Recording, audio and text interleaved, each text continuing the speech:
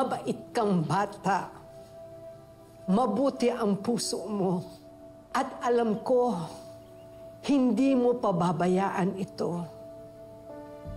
Bibigyan mo ng pagpapahalaga lahat ng maiiwan ko. Gaya ng pagpapahalaga mo sa akin. Kahit hindi tayo magkadugo. At nararamdaman ko yun.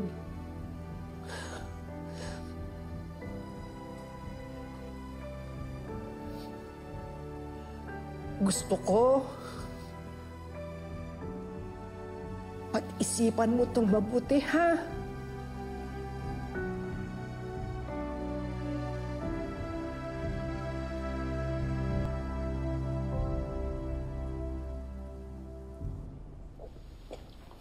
Belle, hanggang kailan mo ko hindi papansinin at tatratuhin na parang I don't exist in this house at sa buhay mo?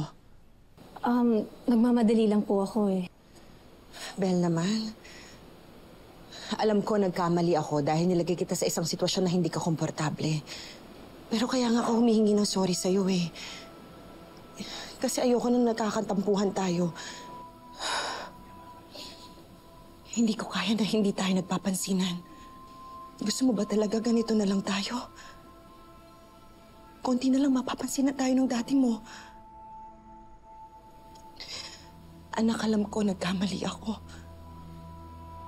Pero pinapangako ko, hindi na mauulit yun. As your mom, hindi dapat kita nilagay sa ganun na sitwasyon. I should be the one protecting you. It is my responsibility to protect you. And that's what I'll do. So please, can we be okay?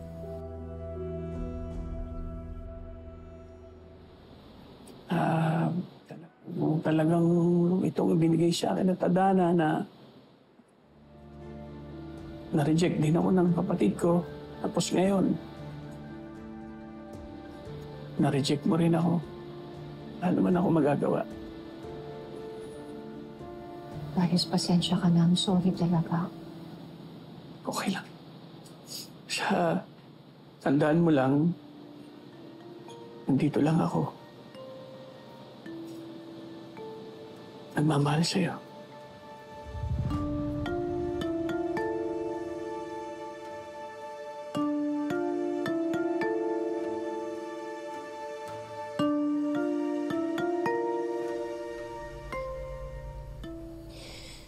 We're okay, Mom. We're okay. I'm really sorry. It's just, nasaktan rin po talaga ako eh. And to be honest, nahirapan rin po ako na iwasan ko po kayo eh. I'm really sorry, Mom. I'm really sorry. I'm sorry.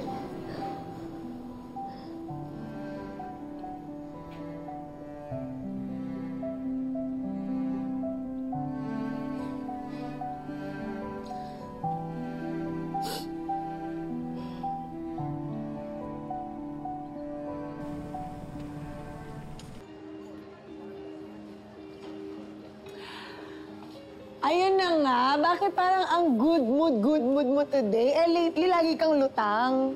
Ha? Hindi. Happy lang ako kasi finally, naging okay na kami ni Mommy. Alam mo, Belle, kahit hindi ka nagkakwento sa amin kung ano nangyari sa inyo ni Tita, kung bakit kayo nagkatampuhan, masaya pa din ako. Kasi at least ngayon, hindi mo na siya pinaproblema. Ano ka ba naman, Bambi? Eh, hindi ka pa ba nasanay dito kay Belle? Kapag meron naman talaga silang problema ni Tita, hindi naman siya nagkukwento sa atin. Kaya naman today, it calls for a major celebration.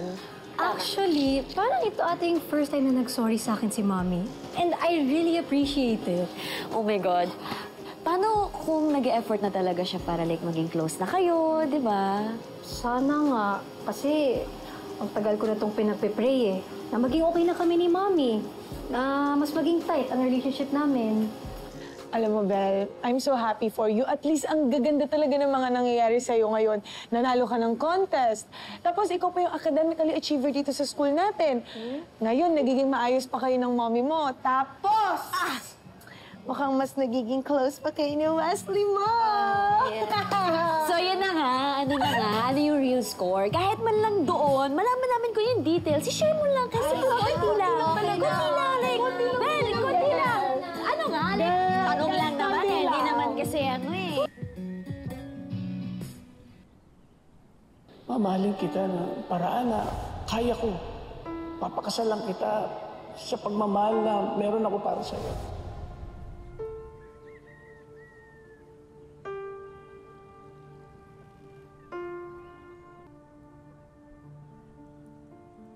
Nay, dyan ka na pala.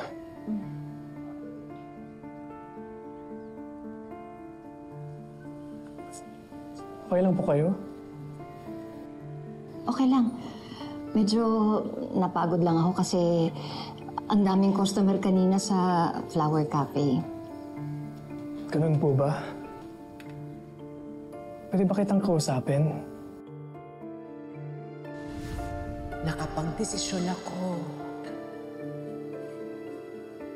na ipamana sa iyo lahat ng maiiwan kong mga ari-arian ko. May sasabihin sana ako sa'yo. Oo. O baka naman si nanay, yung may kailangang sabihin sa atin. Ano naman yan, Tali? Well, nakita ko lang naman si nanay kasama yung kapatid ni Madam Jacinta kanina. And mukhang sila yung may kailangan sabihin sa atin. Tali, umamin na kayo. Kayo na nung Darius na yun, no?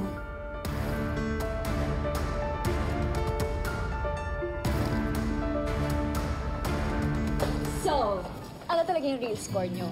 Ano, kayo na ba? Kayo na? Hindi. Wesley and I are just friends. Kung ano man yung pinapakita niya sa akin ngayon, ini-enjoy ko lang. Ay! Naku! Mga pag-ganyan-ganyan mo, alam ko na yan. Ano yun? For Belle, ano to, Belle? Oh my God! Ito galing! Ano to? Check mo! Ano to buksan?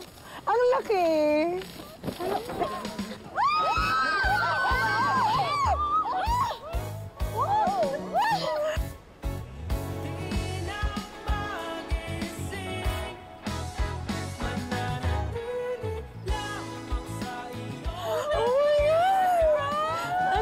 Just be free from W? Sino ba ba yung W dito? Ayan na, si W ah! Ano? Paano ito naging friends? Ah! Yan na! Oh my God! So ano? Friends pa ba yan? W naman pala ang nais. Babae. Nakasmile siya sa gilid. Tingnan mo. In fairness, A for effort. Yeah.